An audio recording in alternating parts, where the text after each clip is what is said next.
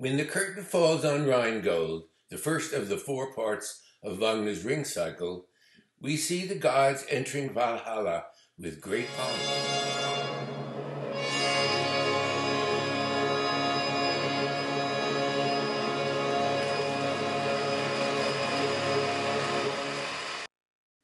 But things do not turn out for Wotan, the king of the gods, as he has planned them. When the second part, the Valkyrie, begins, around 20 years have gone by, and Wotan has continued his amorous wanderings on earth and has produced many children. 7 of his daughters live with him and his wife Fricka in Valhalla. These are the Valkyrie. Their job is to ride down to earth on their horses and to collect fallen heroes and bring them back up to Valhalla, where they will be Wotan's palace guard. Wotan decides that what he really needs is a man on earth who could, independent of him, lead the forces of good against those of evil. He has fathered such a man named Sigmund, along with his sister Sieglinde, his twin. This opera will tell their story and the story of what happens when Brunhilde, his favorite daughter, tries to protect Sigmund despite the specific command from Wotan not to do so. We begin in a dark wood where Sigmund is being chased by his enemies and he seeks refuge in a stranger's hut.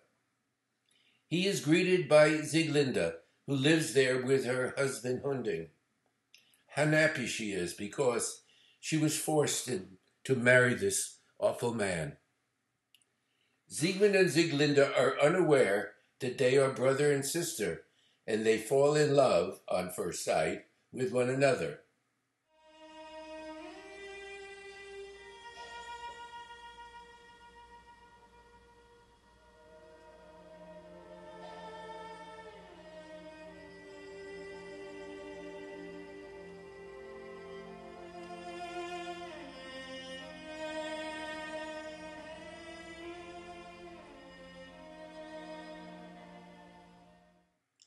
When her husband returns home, he is suspicious of the stranger, and Sigmund foolishly tells the story of how he wound up there. Unfortunately, he is revealing to Hunding that he is his great enemy. Hunding tells him that they will fight in the morning, but Sigmund has no sword and is doomed.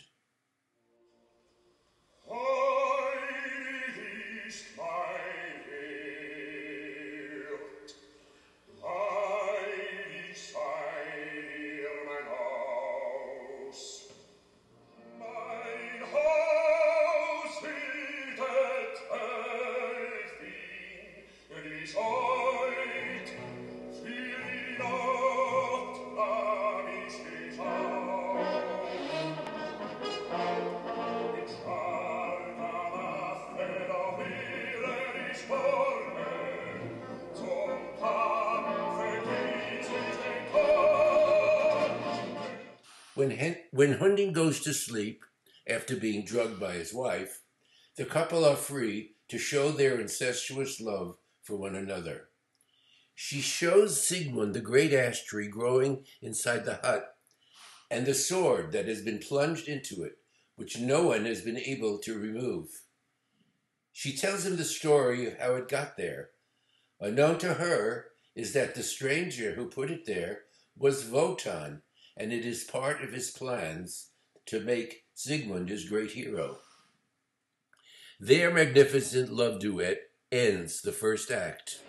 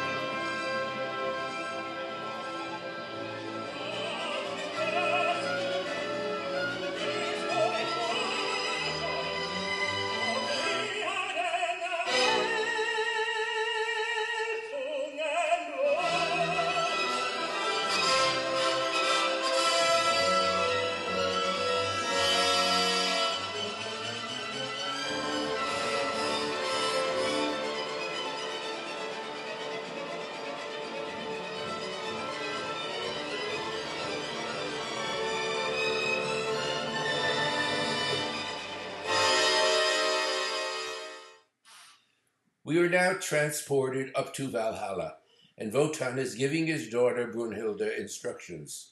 She is to go down to earth and protect Sigmund from Hunding. She's thrilled to be given such an important job.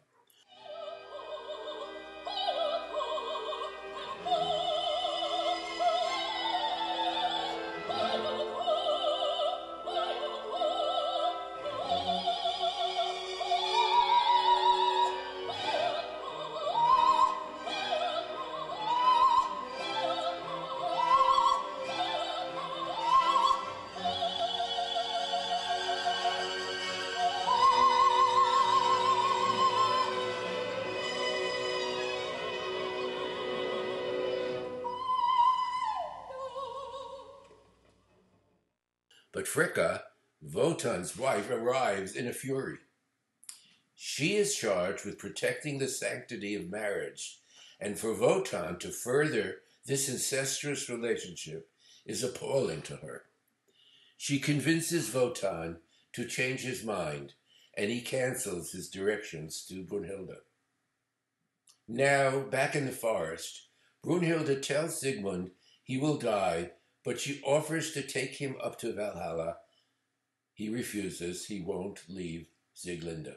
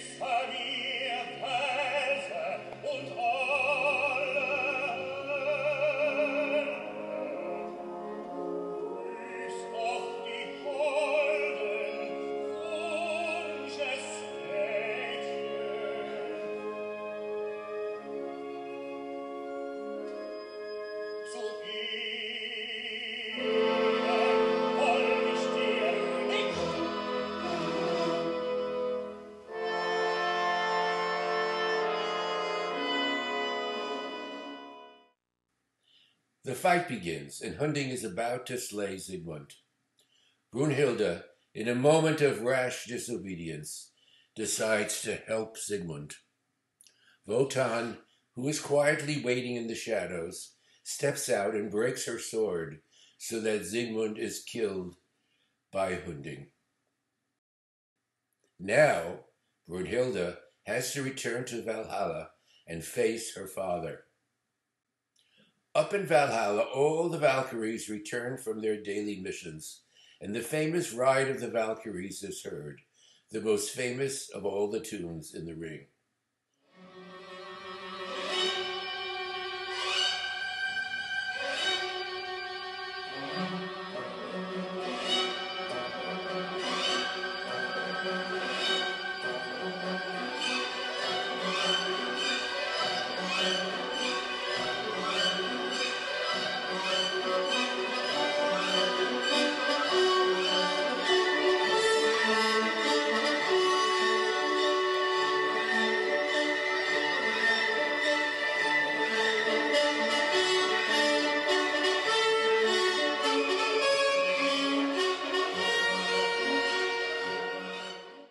Brunhilde arrives last and presents herself to Wotan, who is furious, and although she is his favorite, he must punish her severely. He removes her godliness, and she becomes immortal. He will place her on a mountaintop, where she will have to submit to the first man who discovers her.